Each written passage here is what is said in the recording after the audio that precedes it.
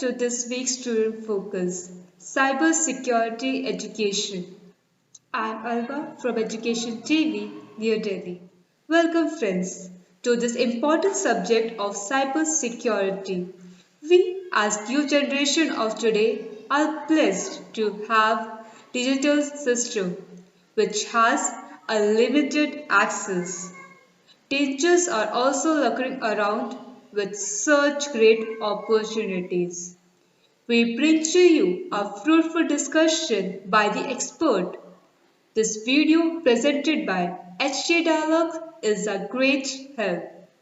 Mount Fortune Education integrates it into its counseling and guiding program.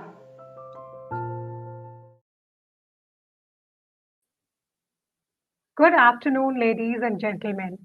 India is going through an extremely difficult time. At HT, we wish for good health and safety of one and all. The second wave of COVID has taken all students back to online learning and increased their screen time for their entertainment as well as leisurely activities. Our children are most vulnerable now than ever before in this wide open digital world.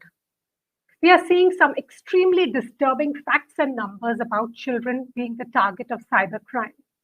Cyber safety education provides students and teachers with the knowledge and skills they need to stay safe in the online environment. Education leaders are doing their part by providing virtual workshops on cyber safety.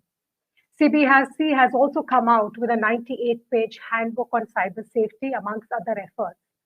Research supports that cyber safety is now an important subject and will need regular learning programs in order to establish the importance. Is online safety a shared responsibility of both parents and educators? Is one virtual workshop enough? What cyber hygiene to adopt? Where and when to start? How much knowledge is enough to be a vigilant digital citizen? To answer these questions, I have with me a panel of esteemed experts who will give us a detailed understanding of cyber safety education in students. It is my pleasure to introduce all of you to our guests, starting with Ms. Napinai. Ms. Napinai is an advocate with the Supreme Court of India and founder of CyberSathi. Ms. Napinai has conceptualized and authored an awareness program on cyber safety for children. Welcome, Ms. Napinai. Ms. Neeti Bhalla Seni, Executive Principal, GEMS Modern Academy. Dr. Bhavna Malik, Principal, Lovely Public School. Ms. Rita Sahu, PGT Computer Science, Montfort School. Ms. Mamta Sanjog Rao, parent to a teenager studying at Podar, Mumbai.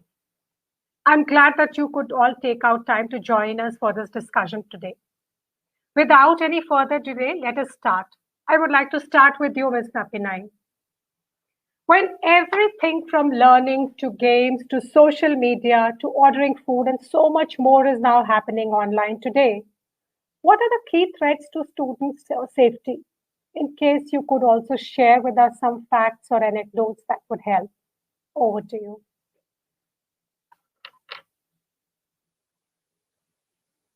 I think you're on mute. Yeah. Thank you so much, Rupali. See, we are seeing the surge in terms of usage and exposure more during COVID. But it's not like this was only during COVID that students are exposed to digital devices. You know, if you look at the last decade or so, the most favored toy for every child has become a device. So at a very young age, a child is exposed to devices from mobile phones, then to iPads, and then, of course, their computers. So you talked about, ordering food online. Let me tell you this really funny anecdote, especially when you're dealing with millennials, right? So I have a lot of millennials in my office. It could be either interns or juniors too. And when we step out for office lunches, it's so funny because in my time, we would look at the neighbor's table and then decide what to order. Yeah. But today's millennial looks at a Zomato or some Yelp for the US or citizens. But the food is right in front of them, the menus are right in front of them, but they won't look at that to order. They will look at their apps and then decide what to order. So, in terms of exposure, the immediate thought that comes to my mind in terms of risks or threats, therefore, is this: we have become completely dependent on our digital devices, more so now than before, but it was already a progression that had commenced. The millennial believes that's the primary communication process. For us it may be secondary, but for the millennial it's primary. So when you're talking about a device or a communication process as being primary, you're going to your assumption, and this is if I were to sum it up as the threat in one line, the threat for students is their ease of adaptation to technology. Because they understand technology a lot better, the digital natives, as Prensky calls them, because the digital natives understand technology better, they assume they know everything about it. They assume that they also are aware of the threats in this domain.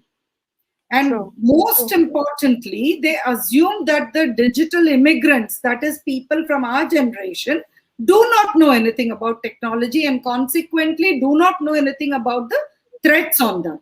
So if you as an adult or a parent were to tell a student or a young adult that fire will burn, they may agree. But the minute you tell them about, there are a lot of threats in the cyber domain, you may end up opening yourself out for hacking or a virus attack. Be careful which link you open. Be careful about using open Wi-Fi's. They would just poo-poo you and say, oh, what do you know about technology? When you bought your new mobile, you came to me to set it up. And thereby the authority figure and the confidence that goes with that is diluted today. Sure. Thanks for so beautifully setting the context. Yeah, we do understand that, how the youngsters or the millennials feel that it is, using technology comes so naturally to them. Yeah. However, with online learning, I think this is amplified further. I will come to Ms. Neeti Bhallasani, ma'am. How are you promoting and integrating internet safety in your school, and which grade is it introduced in? I asked you this question because there is, for the last 1 year, there is totally online learning. And is there a curriculum to follow, and what does it broadly cover? If you could help us with that. Thank you, Rupali. And I quite resonate with what Ms. Napanai has just said about these children being born in that age. I would say that they are born into internet and computers. We learned it when we were growing up. We would have computer classes and we would take extra classes to go learn it. And they're born in this age. And I keep telling the IT back in school and everywhere that this is a generation who's born with it. So they don't need too much of learning. It's us who need it. So they would be ahead of us. But having said that, we need to be counterattacking whatever they do. Coming to your question, we introduced digital citizenship agreements right at very young age. So if I may say that in a very simplified manner for early years as well, wherein we request their parents to be part of their lessons while they are being there, and using sites like, kids friendly sites, where especially YouTube and all have some kids sites now where they can be safely browsing without encountering any other hazardous material, if I may use that word for them. Other than that, in our school, we've done a lot of internet safety sessions for students, like Internet Safety Week. A lot of workshops have happened to kind of bring them abreast with what are the dangers of being online and how they need to protect themselves, like password protection, stranger danger, digital footprint, all these awareness. Also, when we went online last year, we trained all our teachers and the students on optimal use of Microsoft Teams. So that was the platform that GMA chose to use for our online classes, which a lot of schools have done as well.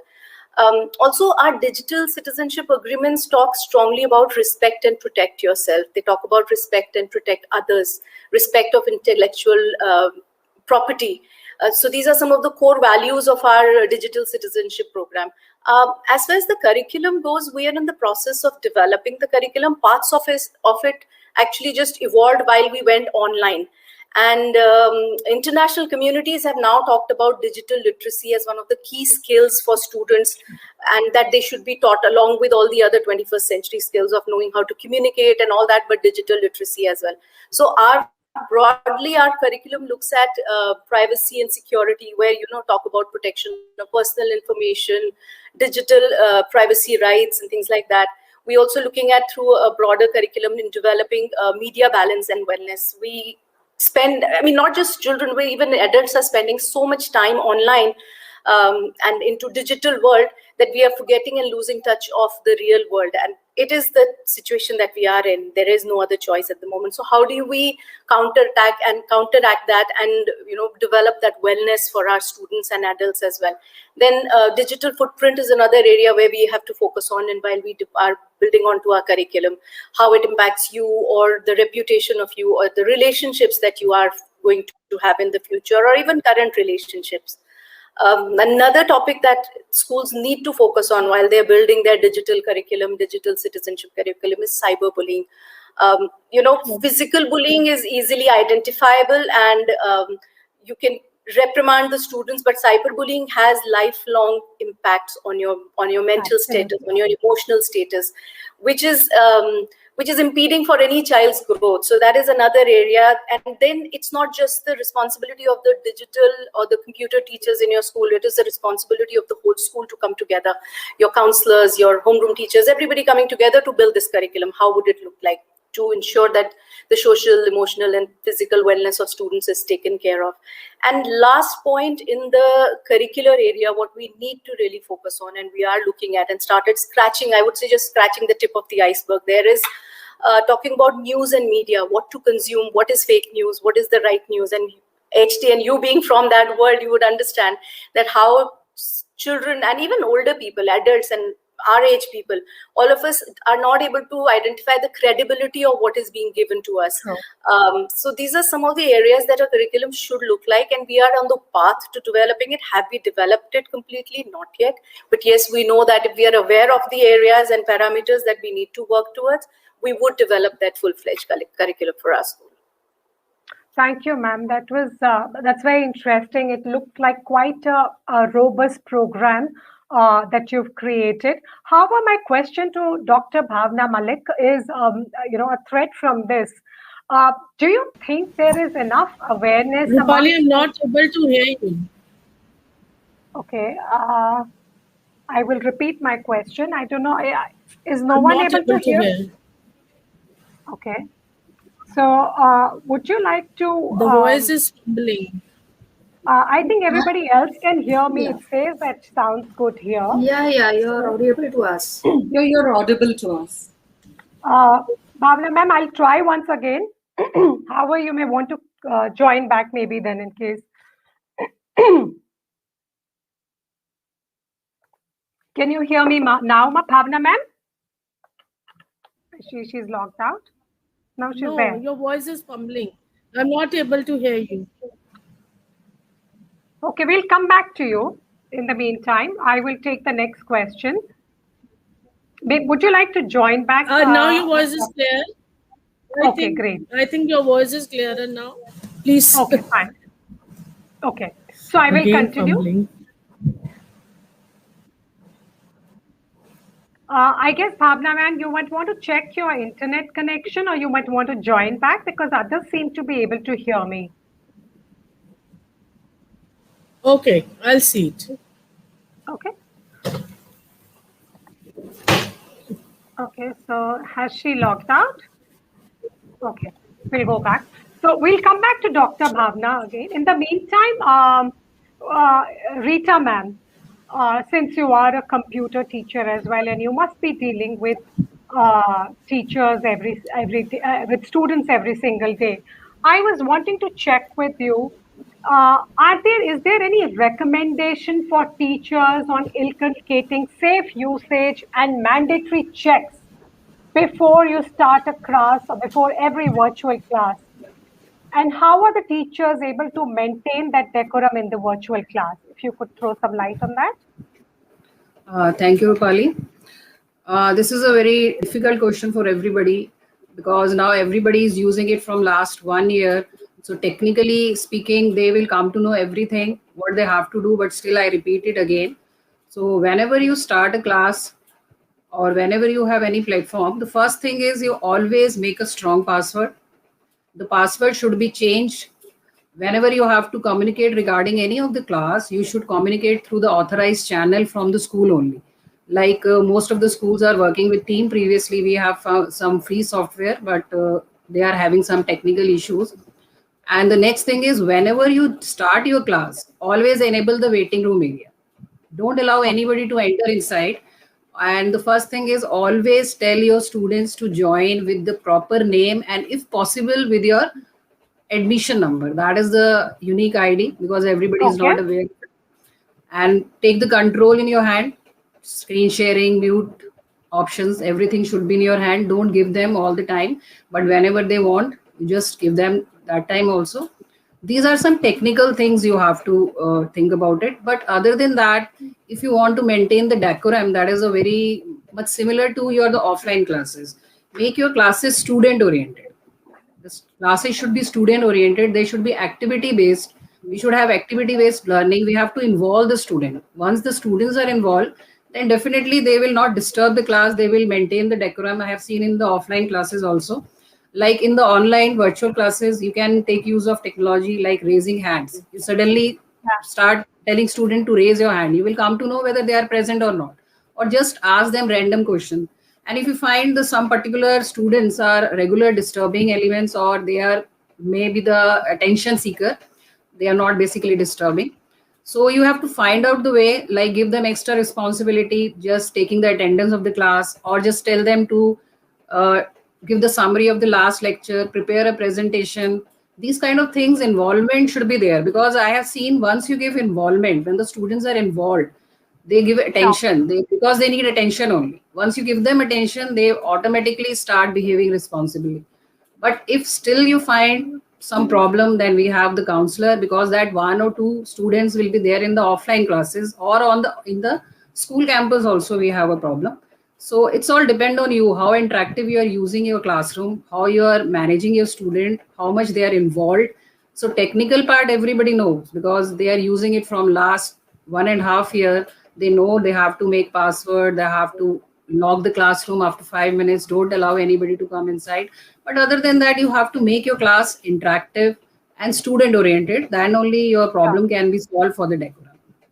Sure. Thank you. I think I completely agree with you on making it highly engaging and interactive as far as a virtual class is concerned. I will come to Ms. Mamta Rao. As a parent, I have some questions for you. Adolescence is a tricky age. How do you communicate with and encourage your 14-year-old, he's a teenager, to share important details of his online activities with you from time to time? Uh, Actually, the way you said that is absolutely right. Adolescence is a very tricky age, and there at that age, they believe that we know understand everything. Why you have to tell us to do anything? And with all the internet exposure, and so many seminars are happening, they say हमको पता है, we know everything. Why you have to tell us again the same thing again? Teacher is going to say. So that creates the irritation between the parent and child's relation. So the thing is, best thing what I can tell you is, you have to just be friendly with them. At times you have to take a step back and say, we don't know, you tell us what has to be done.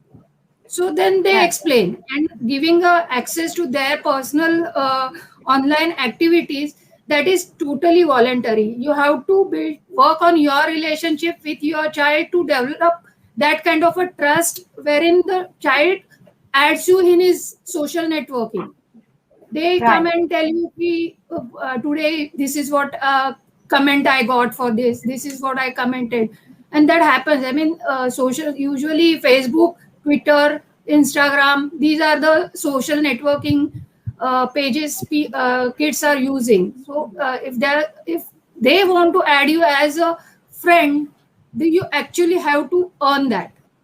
You just Yes, can't force them to make you add that. Then they will find another way to hide from you and do whatever they are supposed to be doing.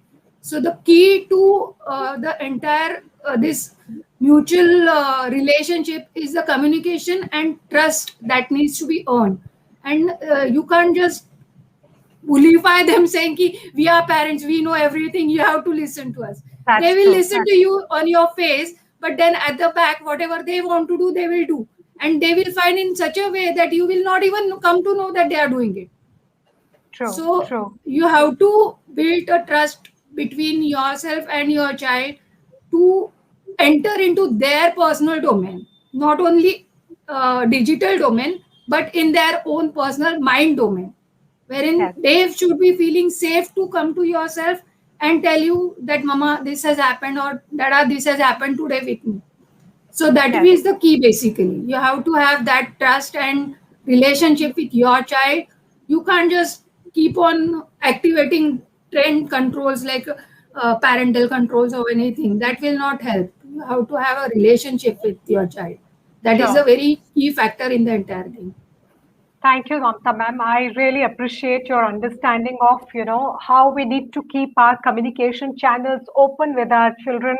We need to build bonds and be friendly with them. And I guess that helps us also because we learn a lot more about from the millennials about technology. And, we can, it helps create a beautiful bond with our children. Coming back, I see that Bhavna ma'am, you've joined back. I'll come back to the question that I had for you, Dr. Bhavna. I'm taking a cue from what Neeti ma'am had said. She spoke about, how they had created a robust program touching upon various topics for students, the role that teachers were playing. And she did touch upon a bit about, the parents also were required to play a certain role. So my question to you is from there, do you think there is enough awareness among students on the need to protect themselves against cybercrime and cyber frauds, or it is just one of the subjects that they think is getting pushed to them? And what is the role parents are playing here as well? Over to you. I'm very much agree to what ma'am just said, that the children and these young people, they have a greater ability today to adapt or adopt the digital devices and innovations, and they are better than us. And I agree to ma'am that we need to be more friendly with these children if we want to educate them. They are not going to listen to us if we feel that we can overpower them. Of course, there are many constraints.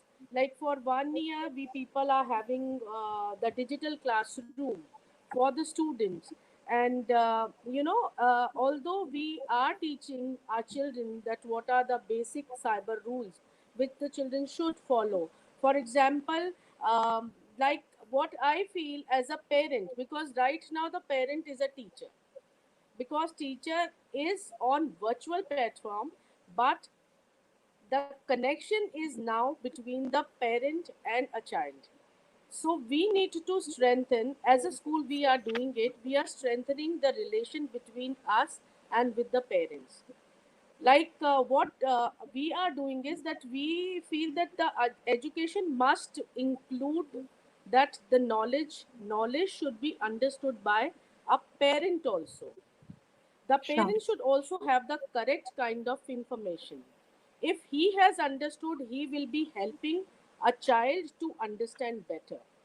um, there are a lot of friends are there, lots of people are there. So we usually tell our children and parents to advise. The parents can advise, they can help the children to um, choose the online friends safely.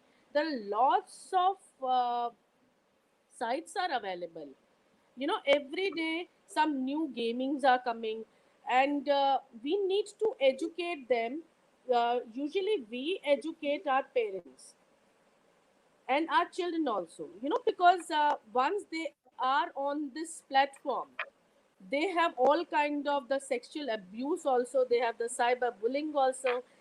Few people are giving them some kind of financial aids also.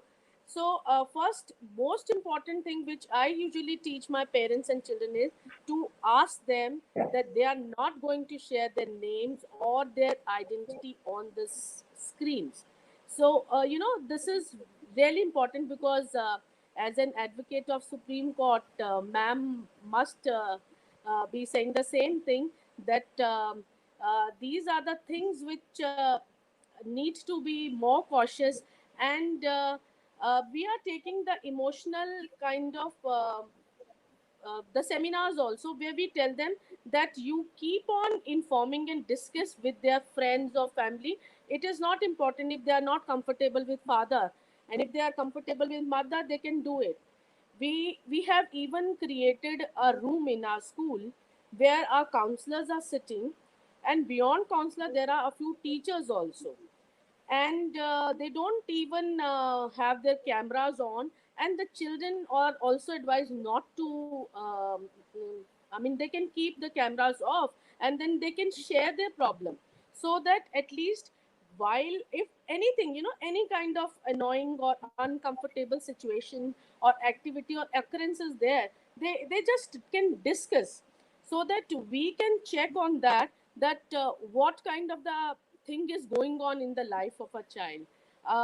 There are a lot of things, I don't know how much time has been given to me, but what I will say, that the children have to be taught that if any minute they are feeling any kind of the threat, they need to address that.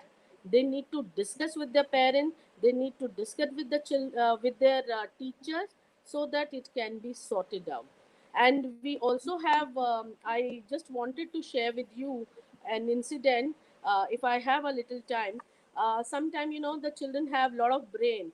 So what happened, one of the child, I won't take the name of the school or the child's name, he learned a lot of things. He is just in class 6, so he never knew. But what he did, he sent a letter to his father only, saying that he needs some money, because he thought that this is the nice way.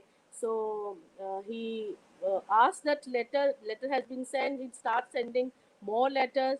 So now what happened, when the police intervened and tried to search, they searched it that that computer was in the at home only.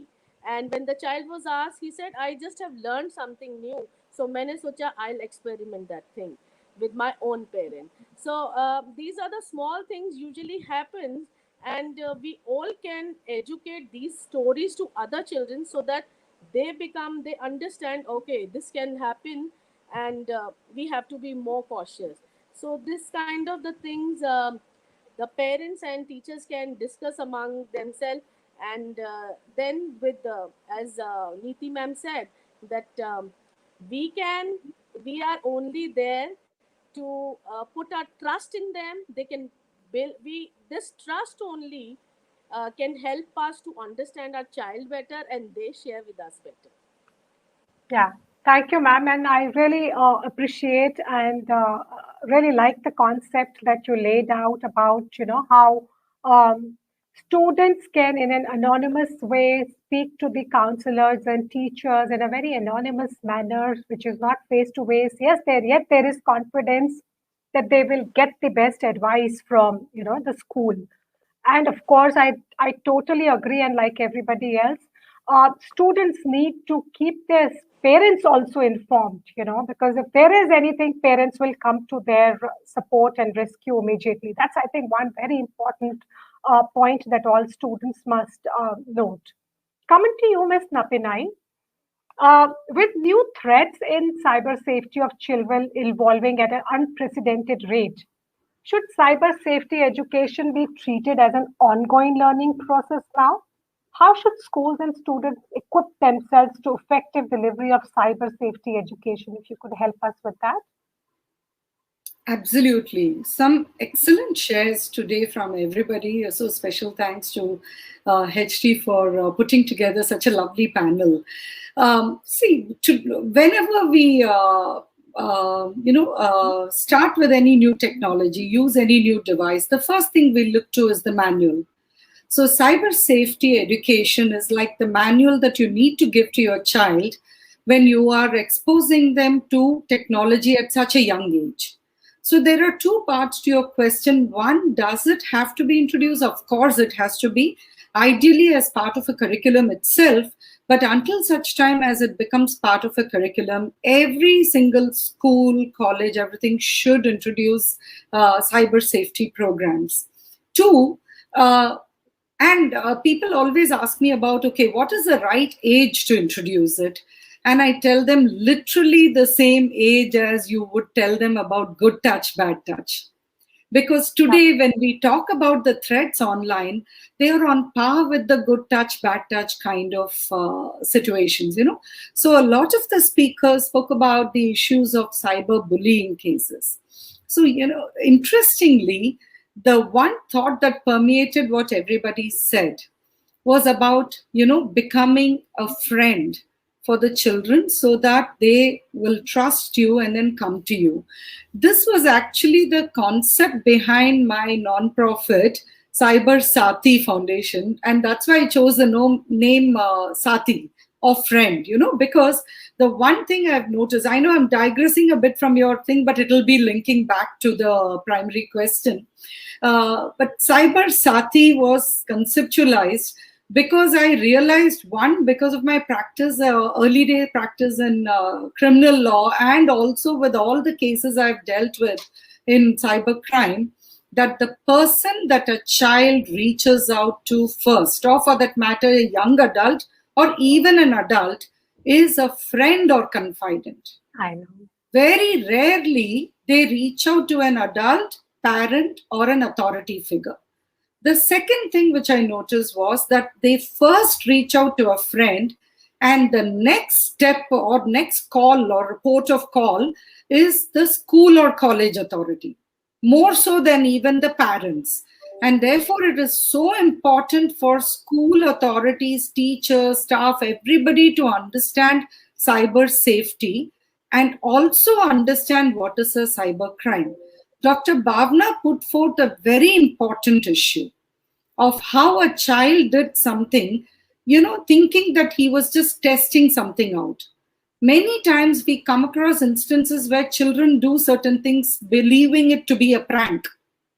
Or, Yes. you know, I mean, this is bound to happen, you know, in a school when peers are there.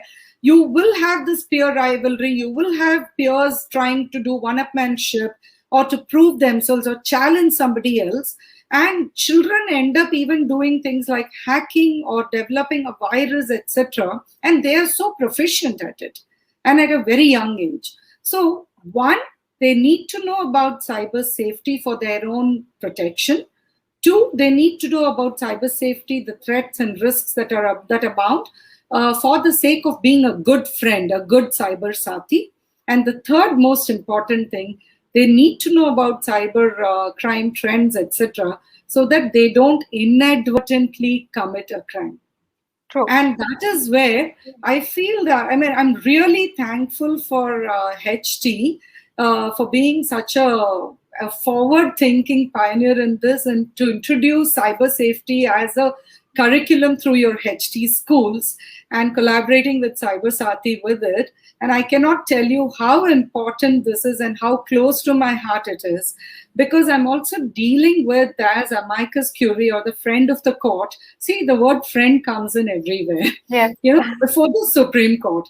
And we are dealing with this very tough problem of rooting out child sexual abuse content from online platforms, and also content of violent imagery of women, you know, from online platforms.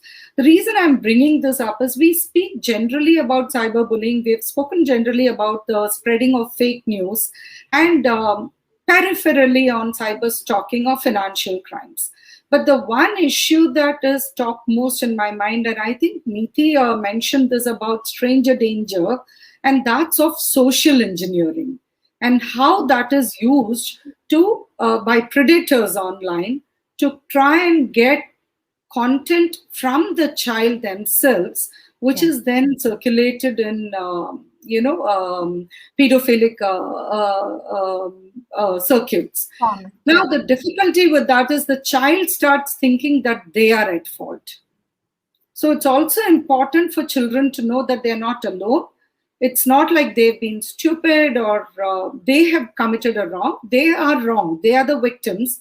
And therefore, they need courage to come forward. And the only way that can happen, and therefore, this is the perfect platform also for it, is through dialogue. As was pointed out, I think by Mamta, you can't speak down to a child. You can't teach a child. You can't try to tell a child or even a young adult on what they should do or should not do. All of us have the child in us. The minute somebody tells us don't do something, that's exactly the first thing we want to go and try out there, right? Yes. So you can't you have to dialogue, you have to hold dialogues with them. And the way we are doing our program, and again, from whatever I'm hearing now, I'm glad to see we are on the right track. I mean, HT and Cyber Sati, of using storytelling or walking hand in hand with the children or youngsters to take them forward towards a safer online domain or digital domain, rather than trying to tell them what to do and what not to do. True, true. Thank you, Ms. Napinai, and thank you for highlighting that as soon as a child is probably as or the first gadget is probably handed over to him or a device is given to him, or like you beautifully mentioned, the time when he's supposed to know about a good touch or a bad touch is really the time he's also supposed to know about the rules of the online world. And talking about the HT course, which you just mentioned, I'm glad it is. It's possibly an extension of a program, like you and everybody else highlighted that it should be a more like a learning and an ongoing course. I'm sure a lot of parents and students and teachers will benefit from it. I'll come to you, Ms. Neeti Bala. Uh, what measures, as the head of a school, should a principal take instantly? I'm trying to understand an incident for the benefit of all of viewers. So, what are the kind of measures the head of a school should a principal take instantly if a student complains of cyberbullying or any inappropriate content, etc.? In case you are comfortable, would you like to share any example from your experience of any cyber crime that any of your students or teachers might have encountered, and what possible remedial recourse you took? Thank you. Very interesting conversations, and such important aspects have come out.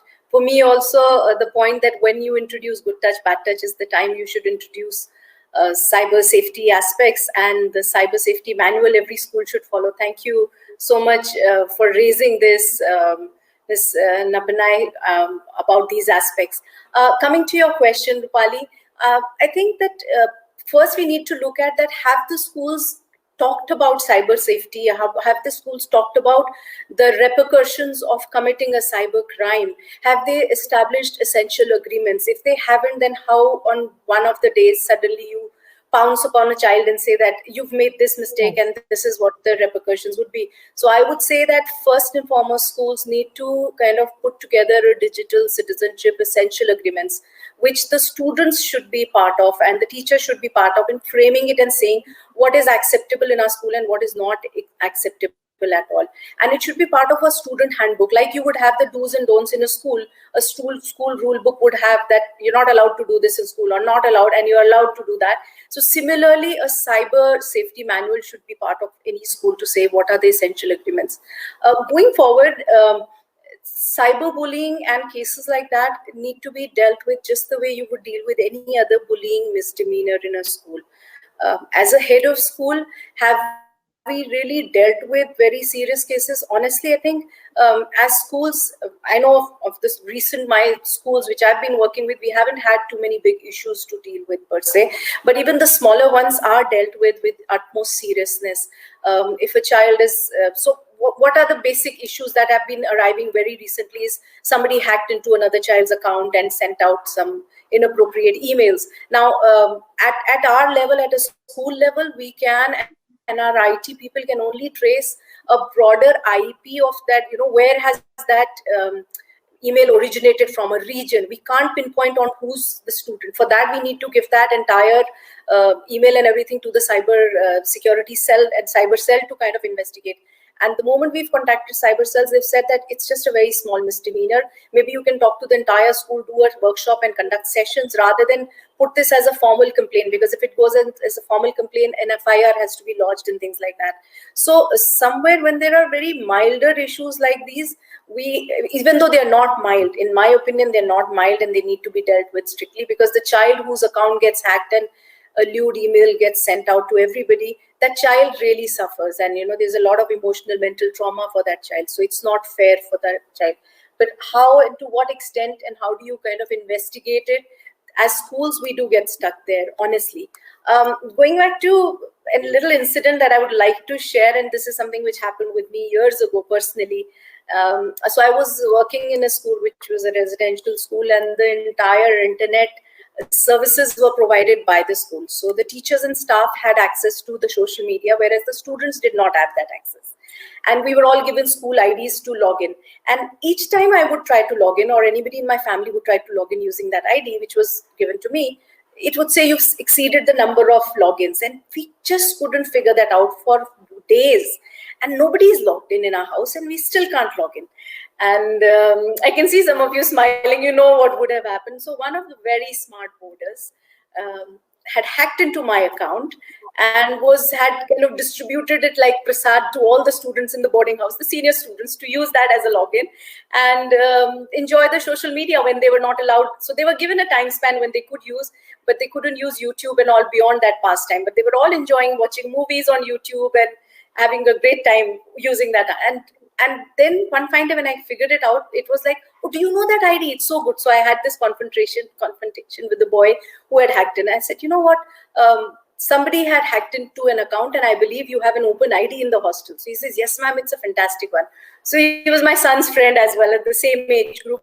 So I said, wow, do you know whose ID? I don't know whose is it. I said, yours truly, that's my ID. And you should have seen that boy's face. But coming back to the thing that how did I deal with it? I could have taken a very strong action and looked down upon him and told him what to do and what not to do.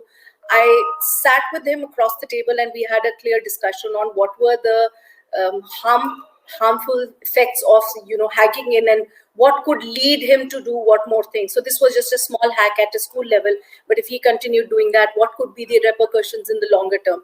And I do hope that that child has learned his lesson. He's doing great in life now, and he's got fantastic, superb skills. We do need such students and such youngsters who can kind of track who's hacking. So we need to train. I remember attending sessions by one of the great cyber experts, cybercrime experts, Mr. Rakshit Tandon, and he always says that ethical hacking is the word he uses, that how to train youngsters to kind of do that.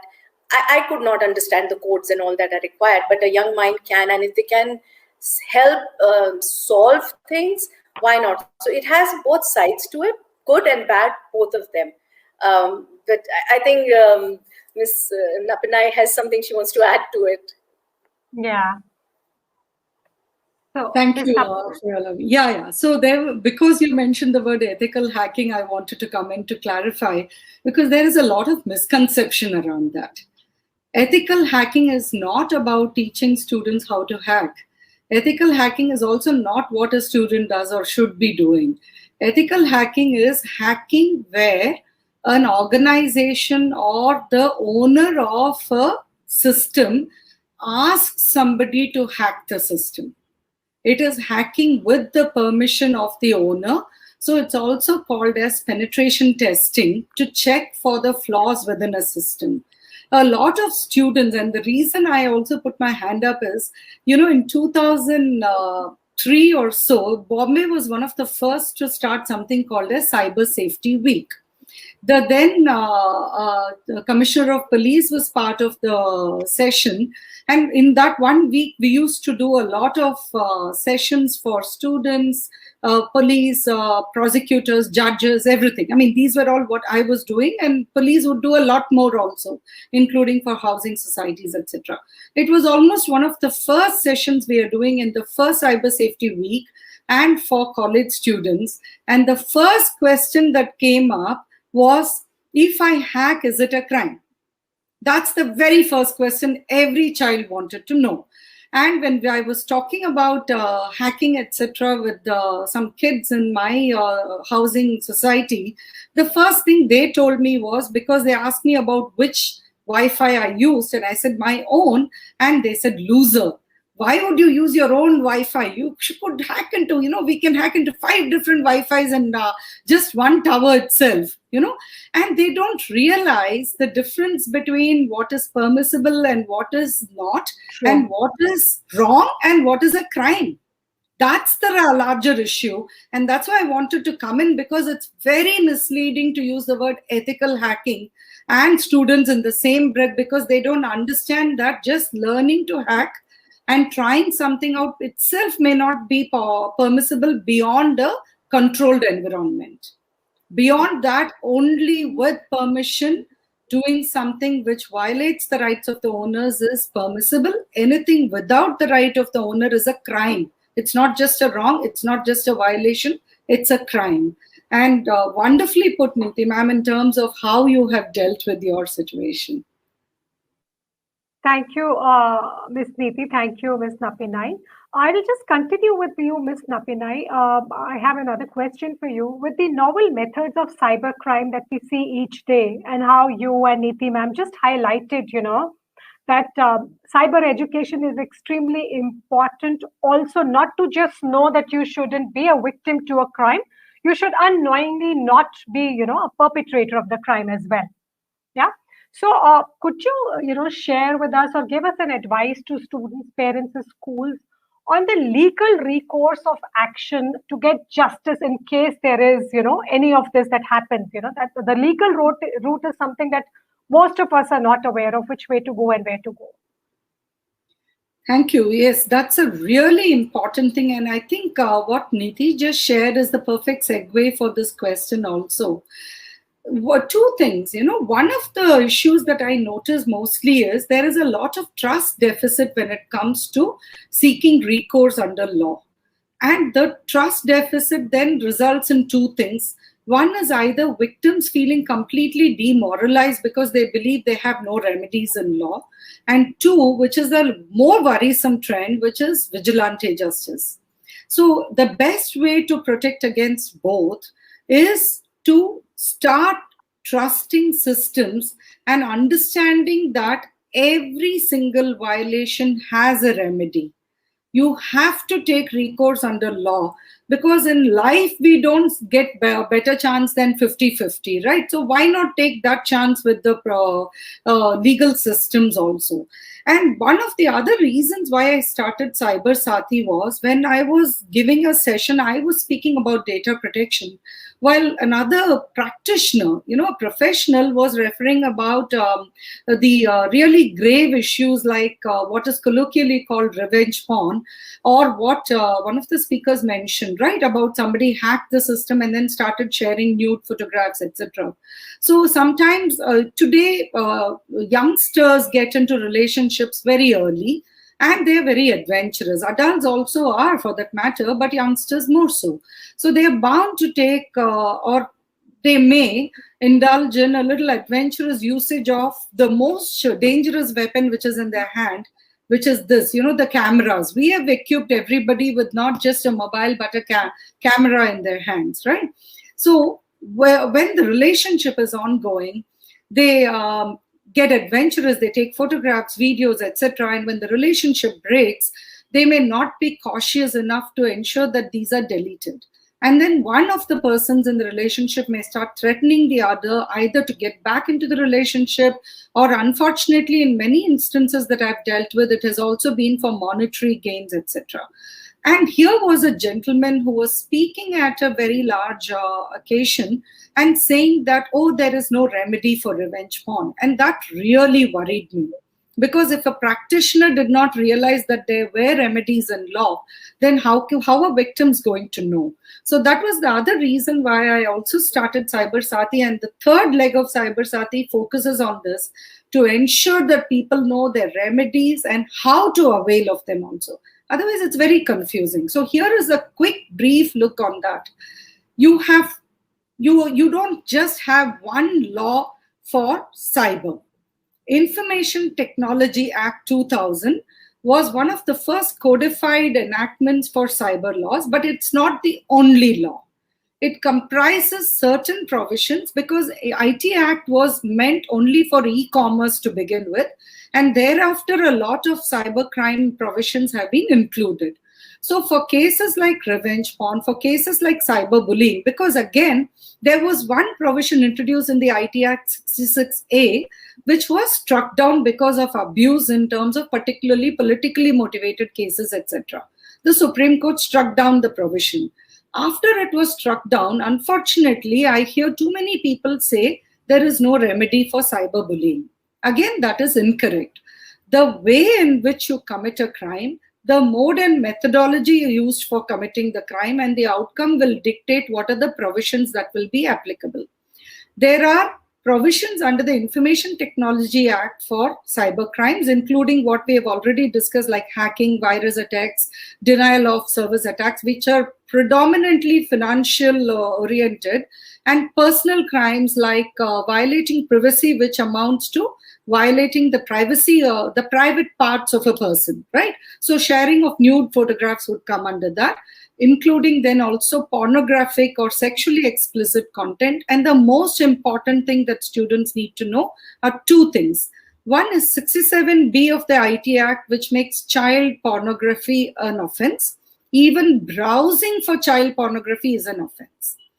When you read the provisions of 67B, along with the POCSO Act, which is the prevention of sexual abuse of children, the protection is completely comprehensive.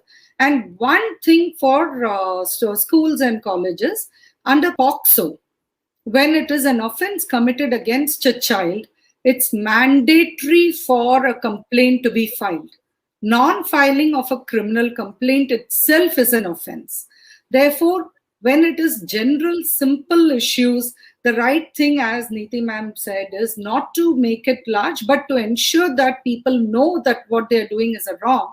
But when it comes to things like sharing nude imagery, or morphed also, because many times I hear even very senior people say that if it is morphing is like you take somebody's face, you take another picture and then merge it together, right? And they say, but this is not really their picture, so what's the harm in sharing it? It's as harmful as sharing the same person's nude picture. There are cases of, and one of the most poignant cases in this is from the southern part of India, from Tamil Nadu, where a girl who had just completed college, etc., committed suicide, because she writes in her suicide note that even my parents didn't believe it's not my own photographs. Even if it is their own photograph, students should be taught that they should not go to such extremes, but should take recourse under law, because law does have remedies for them. So you have for offenses like revenge porn or cyber extortion, etc. I can't get into a very lengthy list, but believe me when I say that every form of cybercrime does have a remedy in law, and your easiest way of availing of this remedy today is you can file your complaint online on cybercrime.gov.in. Please note this down. It's so easy for you to remember, cybercrime.gov.in. And in terms of the methodology and how you should file your complaint, these two aspects are also covered in the course we are launching together with HT Schools. So please do avail of the opportunity to learn about it. And if you have general FAQs, you can use cybersati.org also as a reliable resource. Thank you, Ms. Napanai. We have very little time now for questions, so I have only one question because I'm getting a lot of real questions also.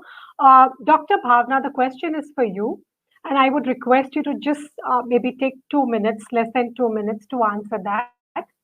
Teachers are often target of cyberbullying, memes, fake accounts, etc. as well, and the perpetrator is often a school student. Is there any way schools have evolved a mechanism to safeguard teachers from cyberbullying from your experience? If you want to, briefly tell us about it. Yes, because this whole year, as I said, it was a platform where the teachers were teaching online, and it usually happens that sometimes some students who are very notorious, they give their passwords or something to the other children, or no, not children, but of other school or some other person. There could be some parents also, anybody could be there, and they enter. And we also with the help of our computer teachers, we also develop a kind of a software from which we try to identify that who is doing it. And we caught a few children also, because you are right that these children are very smart and they try to do the bullying, I mean the teachers also. So we have taken many kind of seminars also, and the basic thing which we are teaching them is the sense of responsibility. We teach Sure. them that if you want respect, you need to give the respect back. And the seminars we even have taken about the other things also. And we told them to avoid this situation, they must keep their personal informations, birth date, location. They should not share it. Second important thing, we told them to keep their codes little bit, usually they keep it their names only or date of birth only, which can be hacked easily. So we taught them to use the stronger password for their computers, or and these kind of the things through which we are trying to save our teachers. Although the children are children, and only with the love and affection and with teaching, we can only teach them to be more respectable, more generous, and more genuinely they attend uh, this internet Absolutely, ma'am. activities. Absolutely. Counseling and advice has a great power to be able to, mold We need to children. tell them that they have to be extra careful. They are Sure. visiting different kind of websites through where they are actually learning these things, and they Yes. always, this is young mind. As ma'am told, the class 2 we start teaching them the good touch and bad touch. We need to teach them this also, because a True. very small True. child, it is it's a habit, it's a curiosity that they want to experiment the new things. So Sure. only Thank through you, the Bhavna, love ma'am. and affection we can teach them. Thank you. I'm sorry, I Thank you. took more We time. have, yeah, we have very little time now. I have a lot of questions here. I might just read out a couple of those. And if briefly, there is a question from the Air Force School, Subroto Park, the Vice Principal, Nomina Rajiv, and Miss Napinai, if even just in one sentence, maybe you could tell us what is the best way to send credentials and login details to students while working remotely? Is there an answer that you have right now? Well, that would be, yeah, one sentence is a bit difficult, but yes, because, we can go into issues like encrypted methodologies, etc. But a safe bet, maybe a simple way of doing it, maybe to use two different devices or two different mails, so that the login credentials, the username, and the password are not part of a single communication link. Sure. At least that way, you're ring fencing the risks involved. Sure, sure. The next question is from Mrs. Subha Lakshana, HDFC School. She's asking, would you say access to online chatting, internet, texting are a right or responsibility for the teams? I think from basis this discussion, I will answer this question. Exercise your right responsibly.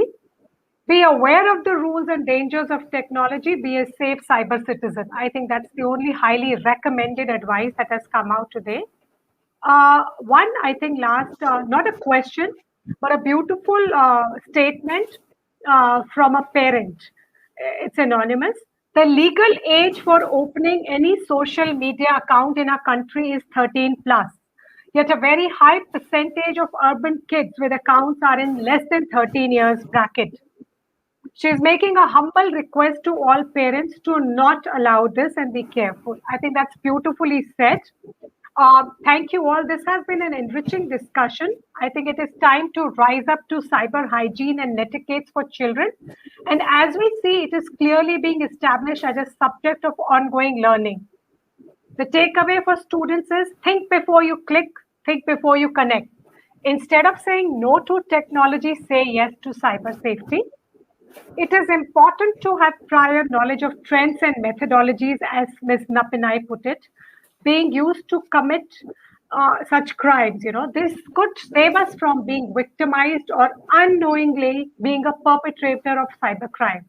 Children, you must pledge to have an online discipline. Thank you all for sparing time to join us today on this very important subject of cyber safety for students. I'm sure there has been a huge learning for all of us who listened in to us today. Thank you so much. Stay safe, stay indoors.